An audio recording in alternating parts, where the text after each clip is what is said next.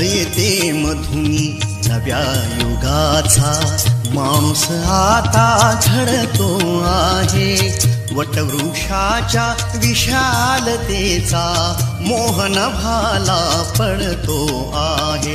रयते मधुनी नव्या युगाचा माणूस आता घडतो आहे. वटवृक्षाच्या विशालतेचा मोहन भाला पडतो आहे.